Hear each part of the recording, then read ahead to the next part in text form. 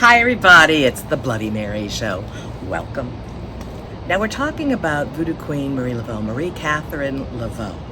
She had many children. It was always said she had 15, but there could only be records found for 9. The documentarian Carolyn Long, an author of her life, says she meticulously looked through every record and that there are no more. But could one have fallen through the cracks? Who knows? It wasn't something that I thought was my focus until the spirit of one seemed to come knocking on the door, but I jump ahead of myself.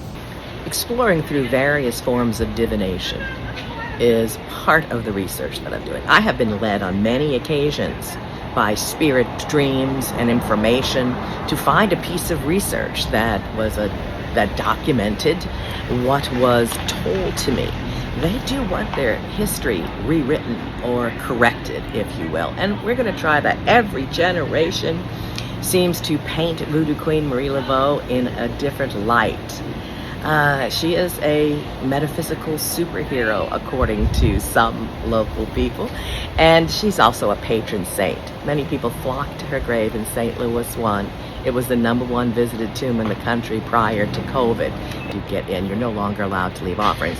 And people have started to bring those offerings here, right here, to the cottage of Marie Laveau on St. Anne Street. Now, I'm at home right now. I'm getting ready to go down there. You might say that's my office or that's my altar, depending on how you look at it. I've got altars everywhere, though. So it is an extension of my haunted museum, my paranormal research center, my voodoo paranormal center, you might say. And I go there to connect with her. There's a lot of spirit activity in there, especially, and strangely enough, especially EVPs, voices that we hear directly as well as indirectly. Some of them have slipped through on these interviews, which I try to point out as we go along, but you might hear some other ones. Many people see shadows behind me. Many people see a lot of things.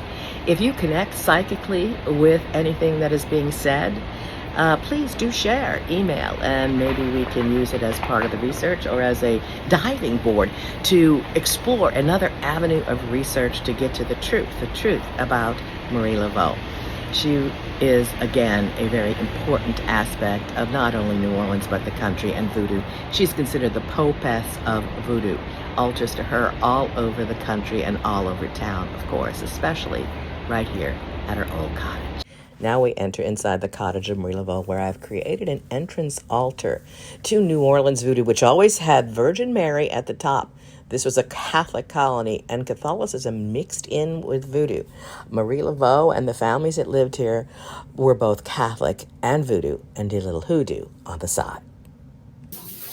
Yo la li Mademoiselle Marie. Yo la li la grande zombie, la grande crocodile. We open the way, I Bloody Mary, La Croco, I'm Marie Laveau. I Regina Aset, Ayayana Kisi, Milongo. I La Cocro, I La Cocro. I call upon all of the spirits that are here that lived and died and worked in this place that is known as 1020 and 1022 St. Anne. We call upon those who are embedded in the brick and mortar that do surround and that are deeply embedded in the ground. We call upon the spirits that have something to say. We call upon the spirits that will listen in today. We've called on many and heard from many. We would like to clarify with you. Hello. We are here, me and Marie, and a mystery psychic reader with me who you've met before. Light the fire, light the way.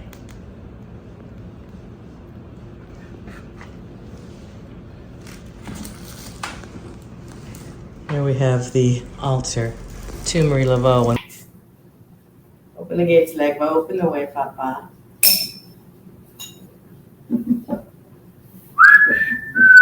Kekila. Do divination bundles through automatic writing, through direct channel. We contact you. Marie Catherine Laveau. Catherine Laveau. Marguerite. Henry. Darkened down. And the men that were here as well. All the other Maries, the children. Anyone who wants to come through, she is going to throw the divination bundle. We're going to talk to the dead tonight. We're going to talk to the dead again tonight. As I always do every time. Right, and that's what we're I just doing. do many, many different ways. A special calling to Catalina Henry, Catalina Pame, Catherine, who built this homestead of which we Light the sit. fire, light the way. We have the altar to Marie Laveau, and we are set in between a windowed portal of mirrors that I've created as well. So right dead center in that. If any of you want to speak on recorder, I'll have that going too. You tell me when you're ready. I'm ready. Okay. But let's start first before we, let's not go directly into the divination. Let's do a little connection. You tell me some of the things you're looking for, looking at, what's coming through for you. Okay. My feet are firmly planted on the ground, though I do believe I like to rock when I channel it open the way. I have so many spirits, and the energy of the snake is still very heavily here today from the physical snake that was here yesterday. So I feel it everywhere. I'm feeling that being glad to have been woken by having an actual snake help come to it, because I've been saying I was going to bring a snake and I have been neglectful.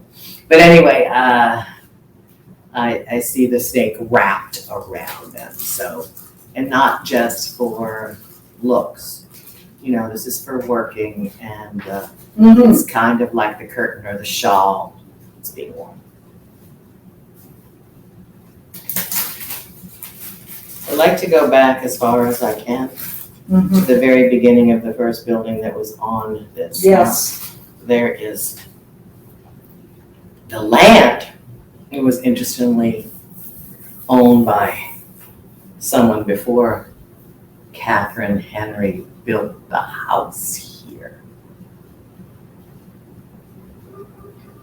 I don't know if they, a second, dog is the perfect time. What do you feel about the Capuchin monks? Oh.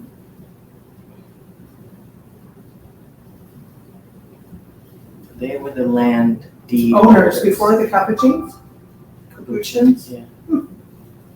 This was their land for 75 or so years before it ended up with Marie Laveau's grandmother's hands, who built Catherine, who built the cottage here. 1795? They owned a big tract of land, or? Yes. What's interesting to me is it brings Henrietta's skull forward. Or Henrietta? Okay. Why? I don't know. Henriette at the museum? Yeah. Why? Because I said the name Henry? No. Oh, I didn't even think about that. No. Did you hear that? Yes. Sounded like it was fuzzy. No, is she, I wonder, where do the Capuchin monks come from? Italy. Huh. Capuchins, yes. Capuchin. The Capuchin were here before, was Jesuits, the Capuchin and Jesuits, whatever. That don't get back and forth. No, Priests. just the priests that were in this area. Huh. The Capuchins were in the 1700s, whole area, the whole block. But that would have made this sacred land before even the Laveaus got it. Well, and when you say sacred land, then what comes forward to me is that who were the indigenous people that were here first, because this feels sacred to them. Oh, yeah. Before. Yeah, that we've already gone over for sure. Who were they? They would have the humas, All the this tunica biloxi, the calapecia that I always call them on, who were worshiping at Congo Square and beyond. And this is basically, you know, Congo Square, Congo Plains area, you know? They did corn harvest rituals there. And they came and over went at Congo through. Square. And, you know, Congo Square wouldn't have been like the square that it is today. It was, No, it's the land, it was the water, it was the way the water flowed through there. and it flowed right here too. Oh, it everywhere. It's not anywhere really. There's very few places that the water did not flow in this town. Except for the last 2 weeks. All right. That. It's just hot. What's in here?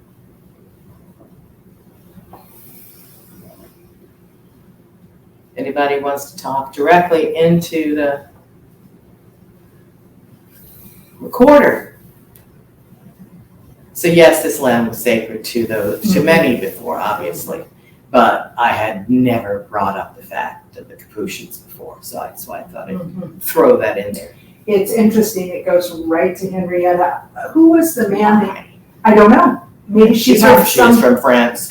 Right, yeah, she's French, so. Maybe the Capuchins touched her, and it's just Henriette.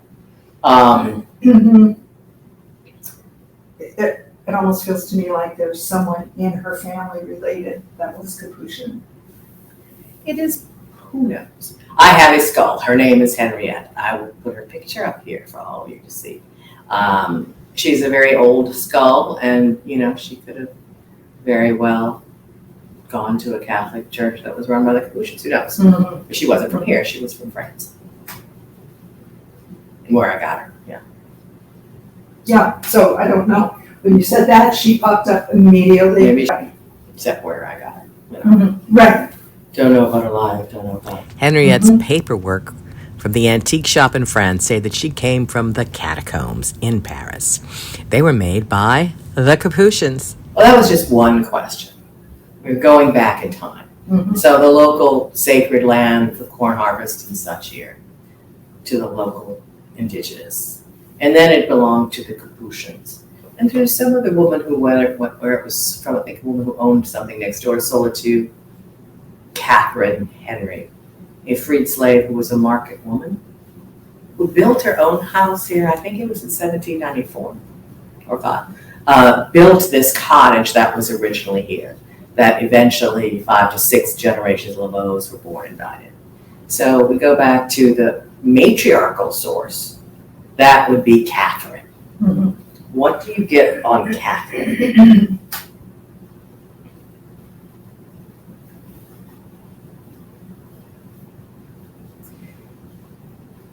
Not knowing the exact timing, but understanding that it seems like it was quite a time because it feels like the town was pretty bustling by then. What time, when was it? 1890, you said? 1790. 100 years earlier. Oh, 1890, yeah. 1790. Yeah. Not quite bustling yet. But it was a port town. Always, we're Yeah. a river. I mean, we were always port. And when we were talking before, well, I guess it would have been port town. I mean, it always had to be a river. Even Yeah. the Native Americans, it was a port Right. town. Yeah. But It this didn't- was not as wild of land. What? Was it was laid out in tracts by then, No. right? No. So. We were beyond the city limits. Hmm. They made a square. Mhm. This was 2 blocks away from the square. So was this rural, considered It rural? was then? country. It was swamp. It was, Mhm. yeah. I mean, the last street was Dauphine, Mm. and there was a wall that surrounded the city. So Yeah. this was beyond the city, starting to slowly but surely, build it up. So she was here like one of the first houses in the area. Mhm. So So she moved up. she was like to a the country. pioneer, Yeah, and not necessarily quite the country, but yeah, yeah, one of the first starters and a free woman. And a freed woman. yeah. Never see talk of her husband, but doesn't mean she didn't have one.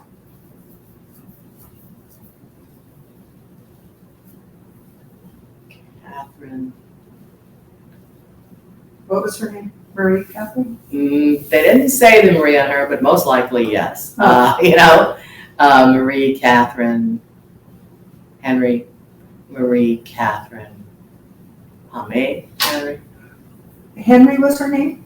You're saying Henry? Yes, Okay. last name. Not a, So you hear that? Catherine. What was it? Oh, that's your phone. Someone's phone Where? over here in your purse. Mine's up there. Catherine That's Henry. Catherine Henry. Yes, or Catherine Hamé Henry. But yeah, that was just your phone. It's odd that you said you don't know if she has a husband or not, and I have not heard her name, but I feel the husband, what I was feeling is like he shows up like a shadow. He's there but not present a lot, or that she did this on her own. So they talk about her doing this on her own. I mean, obviously there was a father to the child. Right. Did they live together the whole time? Was it her original slave owner? Was it, like some say, a Native American Indian who came back and forth. Ah, She had see, it dealings feels with, more so- like it's I don't feel any animosity. I feel she's a leader and she's doing what she does. He's around, but he's not here permanently. Not like he wouldn't come and stay, but he just shows up kind of as a shadow. But she built this house. Uh-huh. You know, she Yeah. made her own money. She does. I mean, Yeah, to assume that one would have to have a husband, right. and it pisses me off. One would have to use mystical or magical or trickery to Mhm. acquire a house is ridiculous. She was a hardworking woman. She was smart. Yeah. And Yeah. she built herself a damn house. You She know, did. And I just, she's a pioneer. right, definitely. Not just because of where it was, because of the timing and everything. And I try to explain that to people. Marie Laveau's grandmother owned property. And she worked her way out of slavery, you know, and Bought her freedom somehow. Yeah. So that's intense in and of itself. well, that's quite common here Right, in this part of the world. right. Just because they had kind of set prices and Right. they couldn't just keep going up like they did in some areas. Right. They had some kind of court rule on it. So Right, you had a lot of people working hard, extra jobs Yeah. to earn money to buy their freedom. And some were free gratis as well. right, You know, so right. but she was a market woman. She had a market stand at What the did French she market. Don't know. Probably fruits, vegetables, Uh-huh. basic foodstuffs. It's not just said marchand, which is market woman. Mhm. So various things. It seemed that the daughter and granddaughter and great grandchildren, I mean, many of them Mhm. still were market and sold fruits, vegetables, and Mhm. whatnot. But it seemed like she was at the French market as opposed to just Congo Square or something. Mhm. It's a really bad outside noise. Anyway, I was hoping that Catherine would have something to say. She lived here. Marie Laveau seemed to grow up here. She left for a few years, came back here with her daughters and the second husband who lived here. After Catherine's death, they bought in and stayed.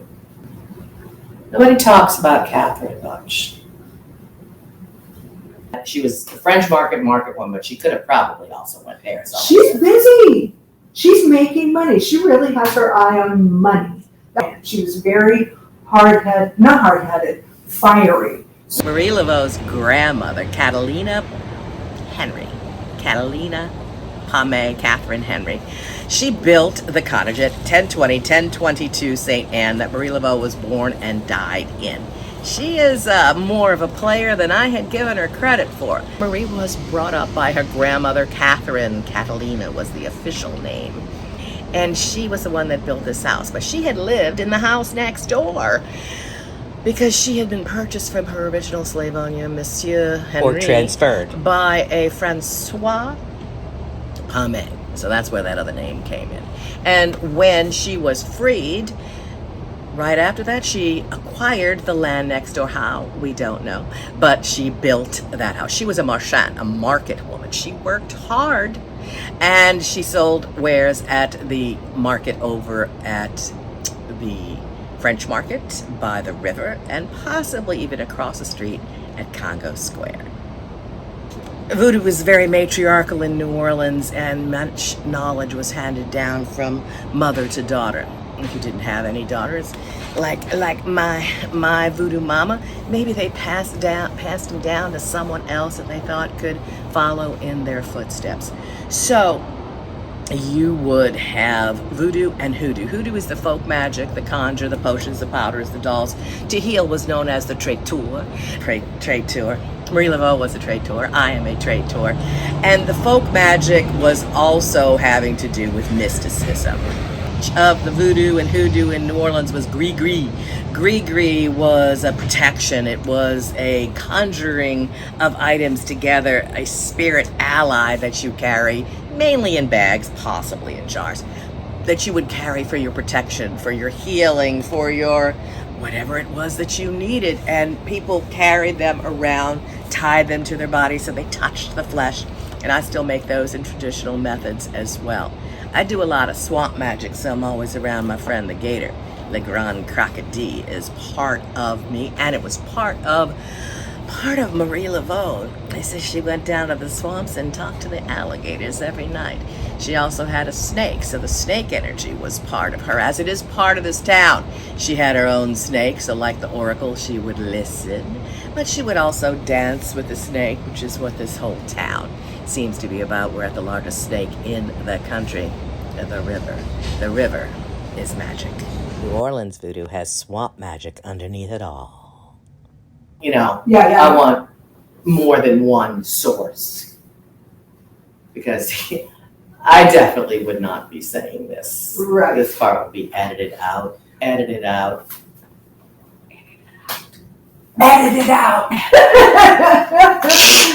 Right. Look.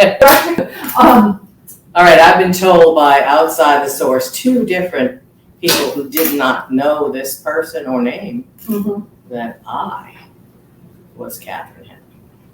This is interesting to me because I kept wanting to say she has I almost Like said me. this. You said you. movement, Then I fiery, asked, yeah, when you said. what is the birth date? Yeah, And I'm not divulging your birth sign, that's why I Right. didn't say it, but I almost said to you, she runs energy like you. I'm going here, I'm going there. Someone asked me one time, what was it like to work with Mary? I said, you ever been in a firestorm? Because it makes its own energy, it moves its own way. And what I would say is she reminds me of you're there, you're there, you're there, you're there, you're there, and there's purpose. And well, you know this what? person laughed and said, well, of course she's doing this research. She's the grandmother to Marie Laveau, so they said. I said, now the Right. second I start saying that, People are gonna. that's why I said, I can't Yeah. really talk So about let's this just except the fact that some people have said, and I know that I've had a past life in New Orleans, but that's so closely intertwined with all the bloodline Right. that I've had here for 12 generations that it's sometimes difficult to tell the difference between past life and bloodline memory. So what I'm asking, Marie Yes. Catherine Palme Henry, sorry. divination is, I want to take a look at the question specifically of the relationship between the two of you.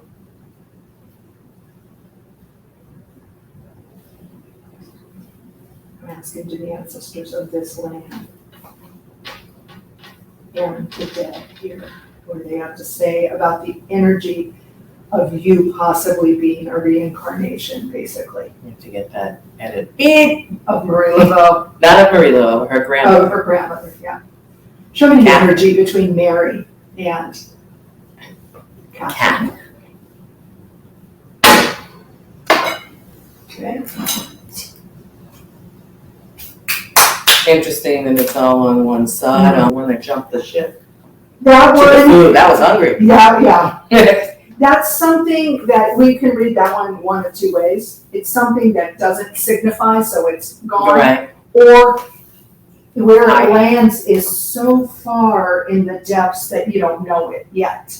It was like it was down at the food. Yeah, Oh, it went right there. Yeah. At the It's hungry. What I would say around this is, I'm not gonna say a yay or a nay on that, because if it landed over here, well, just give me a second with this. Sure. This sounds stupid, but what it's saying is, what this really speaks is the energy between the water and the ancestors and the land that we're on. But that's everything that we've talked about.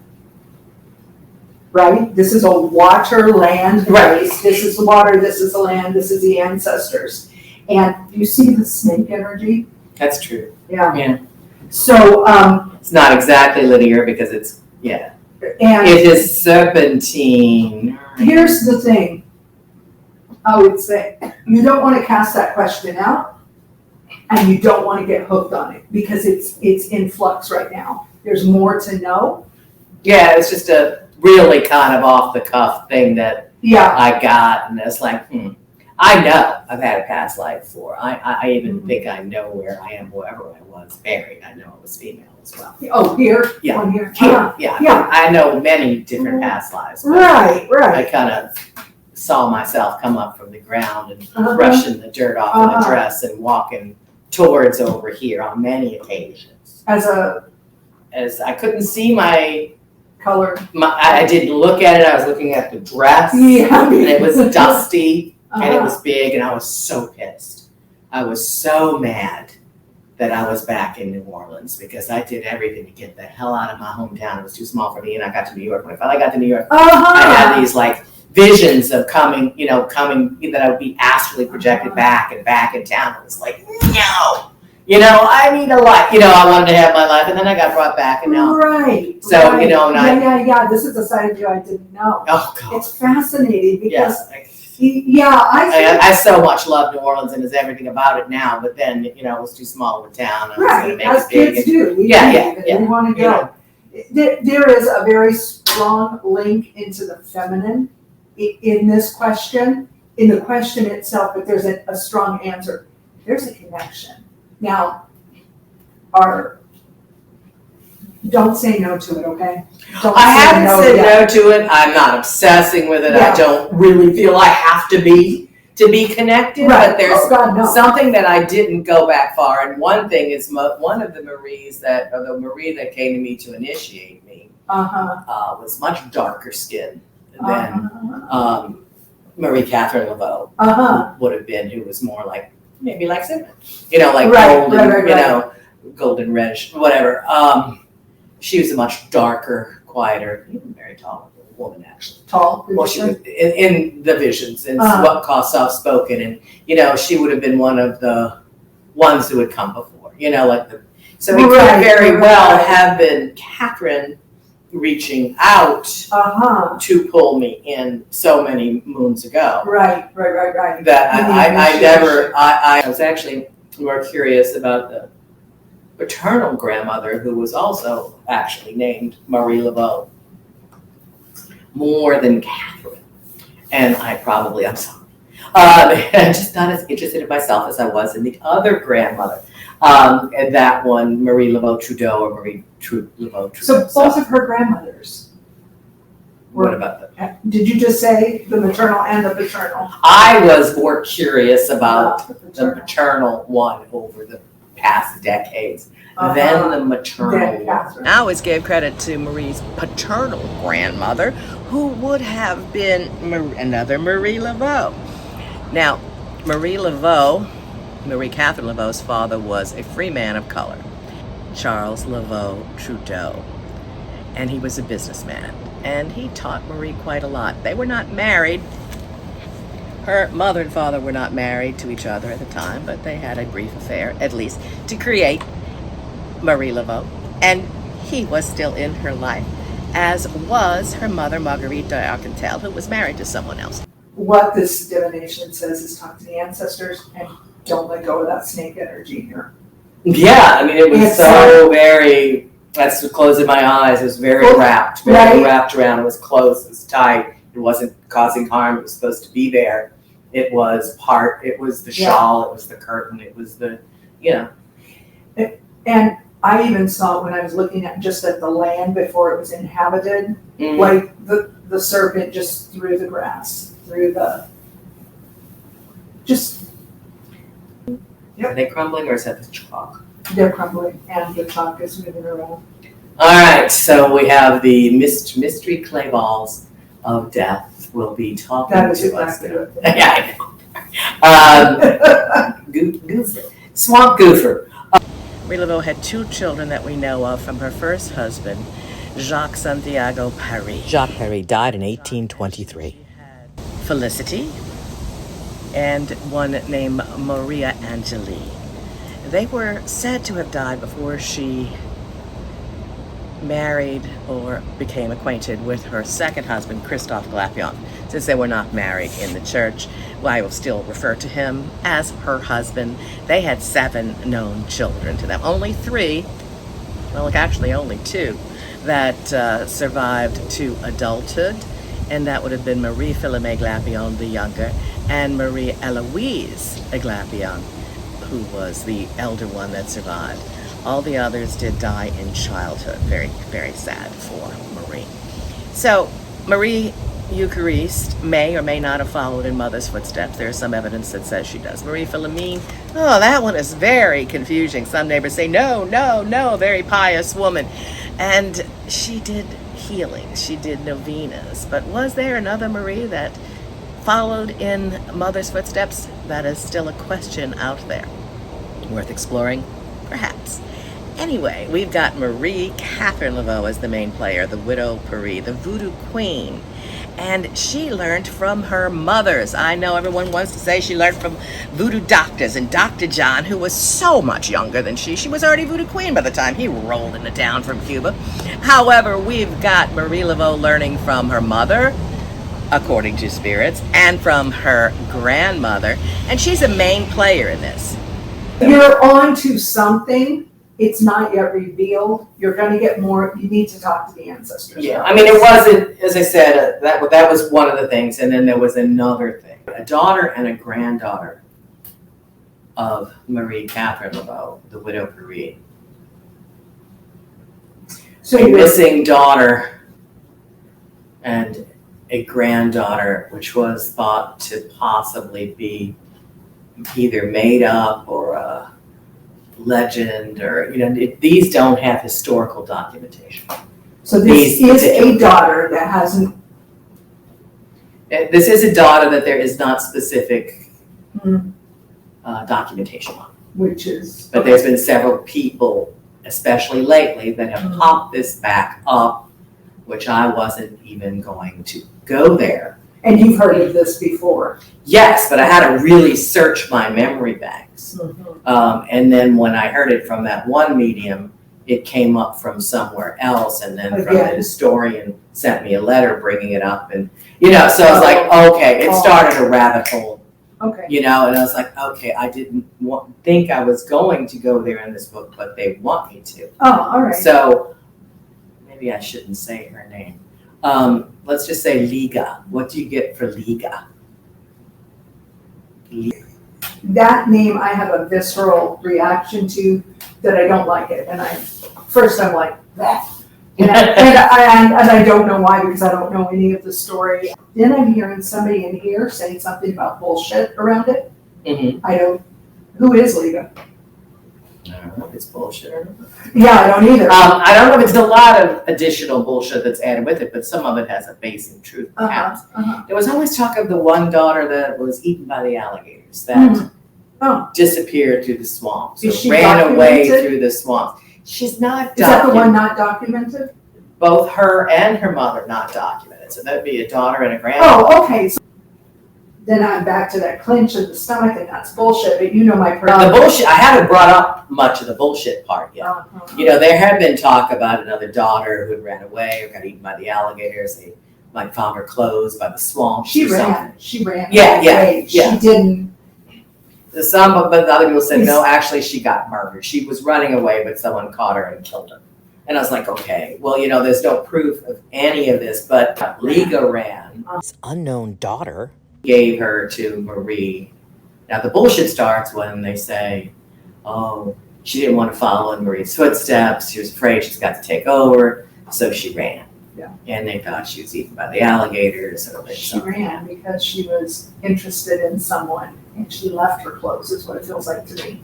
I thought that to make it seem like Yeah. But then they say she didn't die, and then she ended, this is where the bullshit starts coming. And she's wrote a special diary, and she's been training other people in voodoo, and there's a lineage here. That's the bullshit. I haven't gone there yet. Story, she was like a But she may have made it to San Francisco, and she hid who she was, and then she started training with Mary Ellen Pleasant.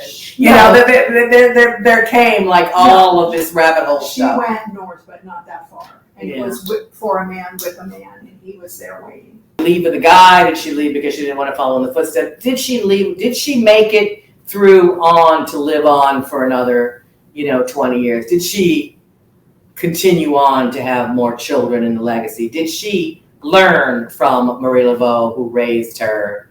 Did she learn, and then did she pass some of that info on? This is where the trail is odd, And that's what we're gonna look at here.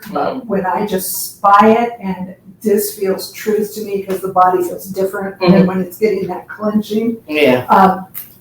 This daughter. Beautiful and young and very white, and Liga wasn't as light colored, so she didn't want her, so she gave her to Marie. To Marie to raise, and so she lived here, and then at one point died or ran away, or one of the mystery other Maries that would have been the perfect age and the right one that no one can ever figure out who continued. Why is it important to open this can of worms again? Was Liga a real person? Did she make it to real adulthood? How much of this story was true? Did she really write a diary? Anyway, so that was. She's the one that was supposed to go to New York or to San Francisco. Somebody said that. Yeah. There is a Laveau branch in California. Is there a Liga? Did she die in the swamps? Did she go on and practice voodoo elsewhere? Okay. Or actually, no. Did she ever come back to New Orleans? Let's go there. That's not. You don't want to go there? Liga, what do you want to say? Liga, speak. Interestingly enough, she had a very strong connection with her ancestral roots. I do think that she did come back. I think that she also, when she came back, she spoke a lot with the ancestors. However, she did it. She did take some things from the family by growing up here. When she came back, I do think that she came back to, there was something about getting to know more about what she left here. So you don't have any history of whether she came back or not. No, So does she even existed? There's no birth certificate, there's no death certificate. There's a couple of stories that went around long ago. I do feel her. She came through on that lady from Texas medium. She came through in a different way a little bit from the people in With name. with the Las Vegas people, and Yeah. she came through again Oh. with someone else, I forget. But somebody said that she was, which is, I think they're real, I forgot who this one was, that she was very dark. And she was the dark side, things happened around She's her. the one the ancestors spoke to. Yeah, she So that she can did look dark. and she got scared, so yes, and when you're young and that happens too much, Yeah, you blow can out. run. You can run, you can block. And you've got some. That's what everybody has to block, and 10 years later, you're like, why did I do that? Right, no, see, what it looks like to me is, because I can see overlays of several different places in her life with this. Mhm. She was in direct contact with their ancestors, with her ancestors. She came back, and I don't think she made full,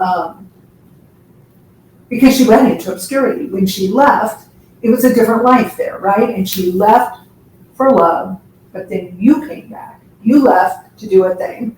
You came back, then you understood more the depth of your work here. Right, I ran from it, absolutely, and when it followed me there, I got mad. It's interesting that she's showing up too. So maybe I'm Liga instead of Catherine. Who knows? But I mean, it's got a cold spot. Yeah, and it's like, remember when we were talking about Catherine, it was like to pay attention to the ancestors. Mm-hmm. They're going to talk about it. I think when she came back, she was looking to find what is her essential nature in the place of her roots and her birth. Yeah, I mean, she definitely, I am just surprised that She she wasn't was putting- dug up again. Right. What I Unless will there's tell you, something to say. without a shadow of a doubt, she wasn't putting herself out in the world as a practitioner. When she was gone. Not very much. Right. And not when she came back. She was starting to look at it. Has it shown how long she's lived, or has that popped up? Well, no, but it would be the perfect right age for the mysterious Marie Laveau that no one could ever identify. Oh. Someone added this to the reading, which I don't know if they read it or she was the one that looked more like Marie Laveau than the granddaughter, more than any of her daughters. Mm-hmm. She resembled the young Mm-hmm. Marie Laveau, you know. Which I never gave credence to the story of that she nurtured people to look for her younger and over again, you know. Mm-hmm. They were just, you know, Yeah. legend, how legends grow. Right. Could grow from a kernel of truth. Yeah. Small kernel. Yeah. In general, all of Marie's daughters died before her, except one who swore up and down, and the neighbors swore up and down was not the one that followed in mother's footsteps. Very pious, very loving, did novenas. Mm-hmm. But there was another one that no one knows, this daughter, And two women can look very different when they're cooking or when they're right, cooking with spirit, Yeah, right? yeah. So, she was like a Liga. They said that she used a total different name when she was in San Francisco. Yeah, definitely. Now, Marie Laveau also took care of a lot of people that were not her kin. Right. You know, that this person could have been given to her for that same exact reason and not actually been her granddaughter. Liga. Yeah, I mean, there could have been a woman out there who had an affair, who had a child too dark that didn't want her husband to know that she get, you know, there could be other reasons why Marie Laveau would take in this child that was unwanted. I spoke to the documentarian and she's like, no, there is no, I've combed every baptismal record and everything, and there is no, there was no Delphine, there was no Liga. So depends on how hidden. Right, or why they ended up here. And it would be easy for neighbors to assume that someone's a child. But she was known that Marie Laveau would take care of children. Right. And people died left and right. Right, that's what I'm all saying. over Yeah. And how do you know? highest mortality rate, Yeah, you know? yeah. I would pay attention to them. Liga. So she came up with the name? Yeah, and I hadn't heard it in so many years because it was just one of the alleged dead ends with no proof, you know. Don't be afraid. I am not afraid. No, you're not. I am just telling you what's come up from outside sources to get a third verification on how you had a gut feeling on the Liga and the other, you had a slight sniff of bullshit on the side, but you had a reality and a gut wrenching. Yeah. And then others said that she was just really dark and really heavy. And, you know, they didn't like her, they got rid of her. She's connected to the ancestors in a way, and when in some families. And then in others, like, got her that she was eaten in swamps. Now, is that because it's floating out in the ether? Is that because she wanted that to be the story? Or is it because she really was? Well, you know, how the hell did you run away in New Orleans? You ran away through the swamps. Right. With the help of the Native American Indians. With the alligators at your side that you were either for or against. Yep. On these little islands, on these little areas. I mean, that, and where was the swamp? Right fucking there. Right. You know, right on the other side of, you know, Treme. Yeah, it's not walkable. It wasn't like, oh, we gotta go out in the swamp. It's like, this was a swamp. Even right where we are, right now. Right. You know. So we gotta dig into this different realm that I don't know why they're all coming up, but many characters want to be in the credits. I'm seeing like all these names coming up like the end of a movie. You know, they want to be in the credits. They want to be listed because they're part of the strength of the family that was here at the time. Yeah. I may have said that she took her middle name was her grandmother's name in the past. Always confused because there's too many Maries. Yeah, and I'm just okay. Yeah. Well, that's why I just kind of say the Maries. Right. Because there's a crossover and you don't know who was who and if there was a who or what, you know. Right. I will tell you. The only one that we have some stuff on is Marie Catherine Laveau. You know, that's got the most historical documentation. Right. Well, and she made a name for herself. The other one, Catherine, didn't. Baby did in her No, day. but she's a force to be reckoned with. Yeah, she did in her day, obviously, to do what she did. Yeah. You know. Yeah, she has energy that's a lot like you. There is something that they keep saying, but I can't find the right way to say it. Like this, two people kept saying, she's the grandmother, she's the grandmother. And I'm like saying, and when I was like, what does that mean? Yeah, but they kept saying, they keep telling me she's the grandmother. And I was like, well, of course Marie Laveau's a grandmother. I said, I'm a grandmother, you're a grandmother. What does that mean? There's been a lot of grandmothers around here. Right. But then somebody said, oh no, she's the no wonder she's doing, of course she's doing the research. She's the one that built the house. She's the grandmother, you know. She built the house, and or you are so similar that she's attracted you here. There's an overlay. You are.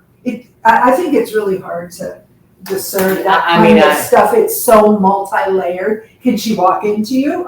Certainly, and she walked down the street just like you do. Mm-hmm. You know, because she was fluffed up about the heat and the clothes. Oh, like, get me this stuff. I'm too busy for all of this stuff. Proper. Huh? Proper. Yeah. 7 petticoats in summer, 9 in winter.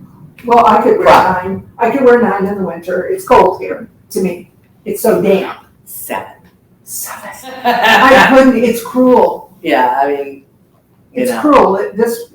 Proper garmenting. You know.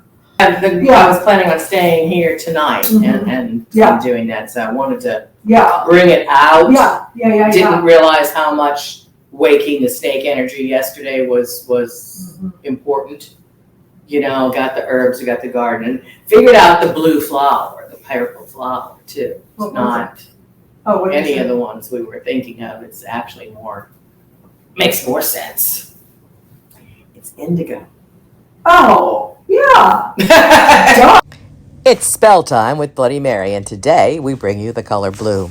Blue is magical, mystical, empowerment, especially the dark royal purple blue that came from lapis lazuli in the Egyptian times. It was ground down to make pigment that was used for the royal family for more empowerment, and then they found that indigo gave that same color too, and indigo became very specialized. This dark blue of lapis and indigo were used by royalty and of course borrowed by many to make the evil eye, to ward away that which would attack you and drain your power away. Carry the blue. The blue itself was used for Virgin Mary and other specialty mystics. Even Merlin wore this blue-purple color that was so intense. And when they start growing it in the American South, we put it in later, of course, blue jeans, but we put a little bit inside the paint for bluing to get rid of the haints, the evil spirits that might take you in the night. Paint the top of your house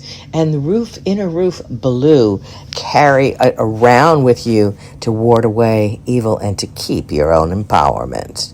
We bring you the color blue and bluing. Put a little bit of this indigo in your mop water and cleanse your house and sprinkle it on your sacred items to keep them clear and clean and powerful. I am sitting here very protected and circled around by Haint Blue. And Haint Blue was a spell. It was a protection spell. You had a lot of protection spells in front and around, warding and guarding your house. I went that step extra and I sprinkled some actual indigo into the paint when I painted the porch and the traditional Haint Blue ceiling. Well, folks, keep safe. Whatever protections and wards and guards that you have, keep clean, keep safe, and treat others with love. Hope to see you in New Orleans, and tune in for next week's episode on The Bloody Mary Show.